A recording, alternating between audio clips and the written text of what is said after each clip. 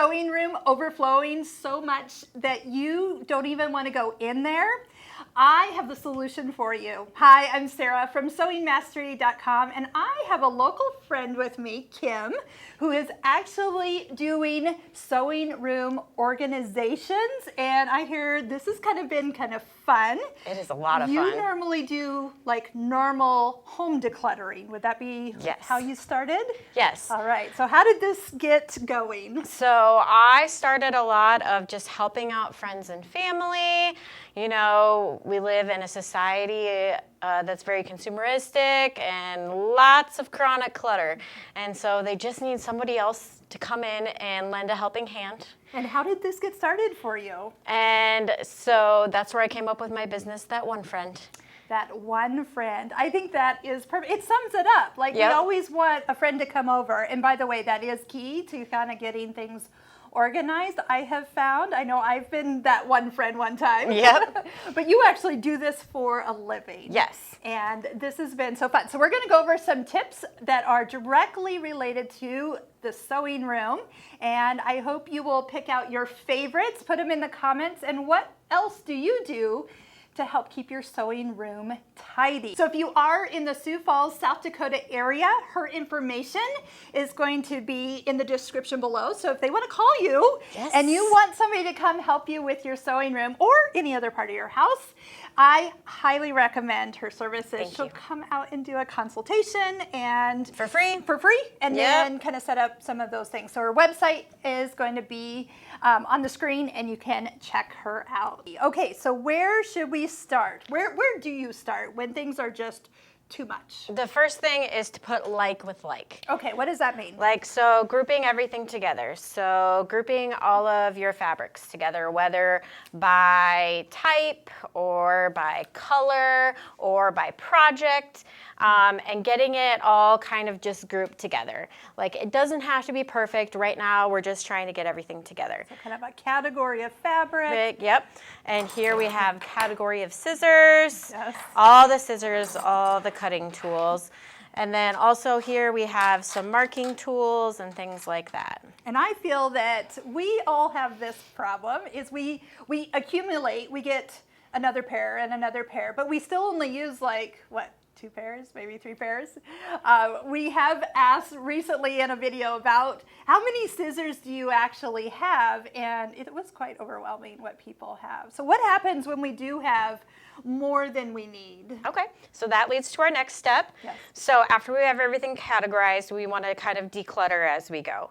So ask yourself, have I used this in the last year? Do I actually like this fabric or pattern anymore? Was it just a trend that I was feeling it at the time and no longer it?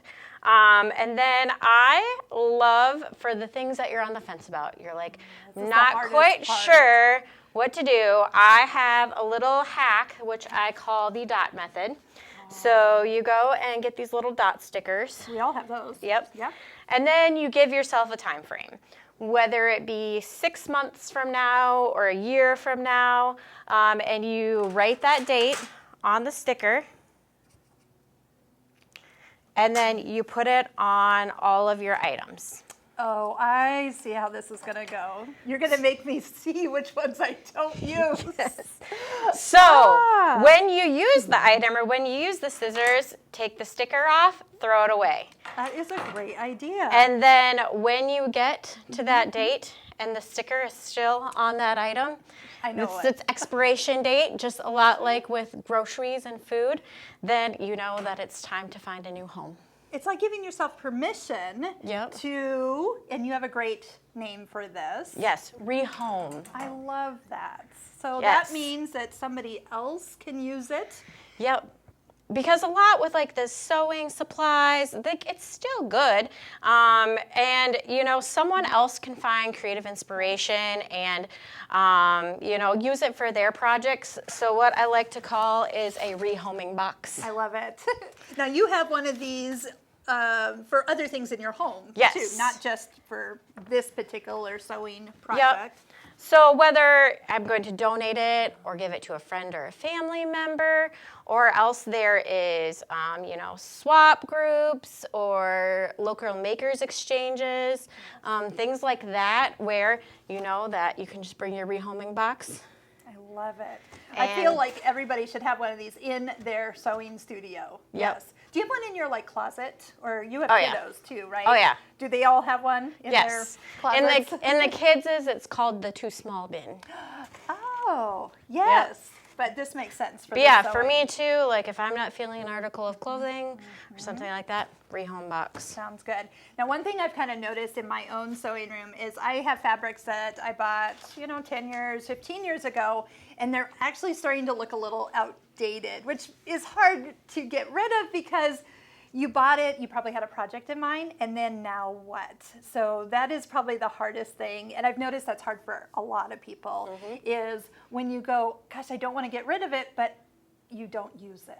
So what do you do with that? Like, do we just give them a longer expiration date? I feel like a sticker maybe in a year or two, like if I haven't cut into that, maybe that would be a tip for them. Yep, you could give it a longer expiration date. You could set it in. Instead of putting an expiration sticker on it, you could maybe put it in a box. With a whole, the whole box has an expiration. Yep. Oh, that would probably be a great idea. I should do some of that. So I know a lot of people have extra patterns, whether they ever use the pattern or what do we do with all those patterns?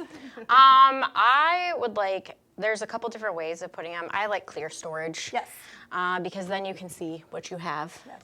Or how much you have. Or the patterns, again, once you have all the patterns grouped together, and if you have 50 patterns, then maybe it's a lot easier to make decisions on what am I going to actually make, or hey, maybe my friend would enjoy making this project, or maybe, my daughter would like making this project, Think of somewhere you can rehome it. It kind of helps just with that decision fatigue, thinking about, okay, it's not going to go to waste. Right. Decision fatigue is a thing. You talked Yes. about doing some sorting in smaller increments. Yes. Tell me what I should probably be focusing on time-wise. I would probably do quantity before quality, so what you have the most of. Yeah. Because then it's a lot easier to make those decisions. Because if you have a lot more, then I would focus on the bigger chunk first. Like fabric, if I have a lot of fabric, maybe tackle that first? Yep. Is that what we're Yep, doing? because then Okay. if you save that for last, it's going to be very overwhelming. Yes, okay. But then probably 10 minutes, 15 minutes at a time? What You can set a timer. Timers are good.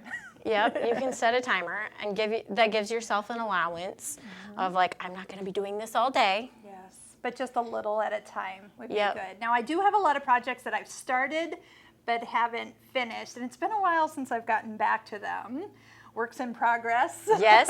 How do you like to organize those for people? I like to designate a spot where those all go. Okay. So instead of them just laying all over their space or tucked in drawers or nooks and crannies, Okay. I like to have them in a space where they can see it, whether it be a bookshelf. I have a client where we bagged up the projects. Okay. So she likes to come in and sew with friends or come to a social sewing situation, so she can just take those projects and go. Okay.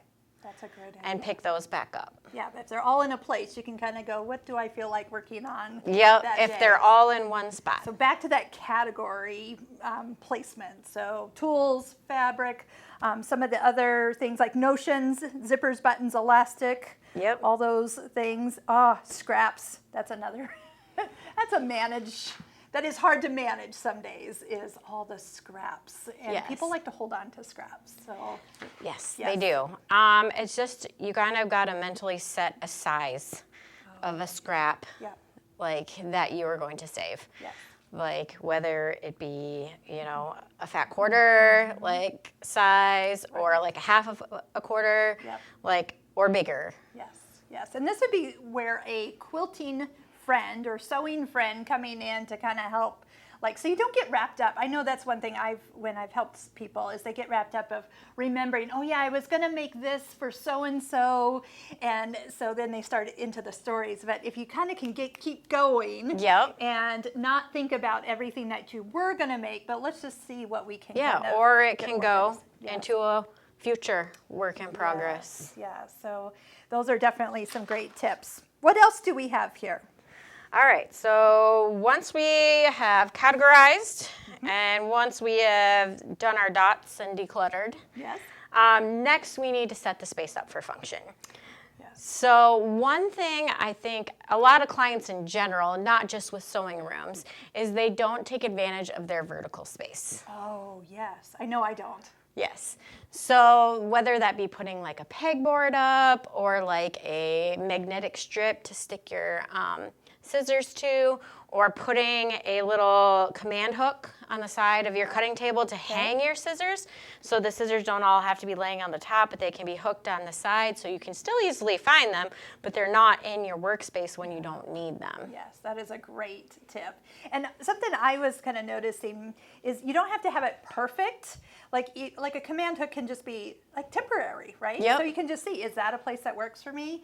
And then you can just know that you can start there, but it doesn't have to be like you can make it prettier later. I know we all want them to look so Pinterest pretty. Yes. And yet we really need to go for function and just maybe eliminate some of the extras that we have before we kind of work on getting it more perfect. Yes.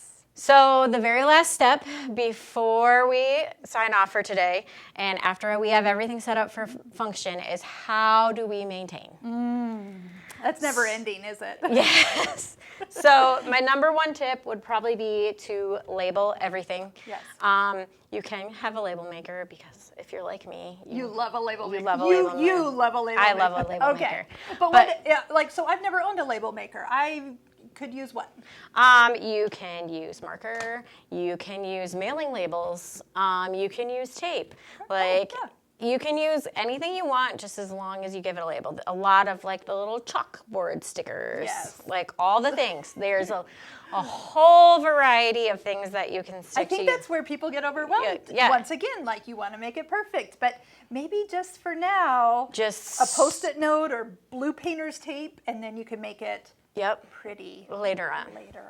Oh, this has been so helpful. Also to maintain, like we did with the timer for the decluttering, we want to set a timer maybe for 10 minutes and just do a quick, brush through walk up. Like tidy up. Check your expiration stickers.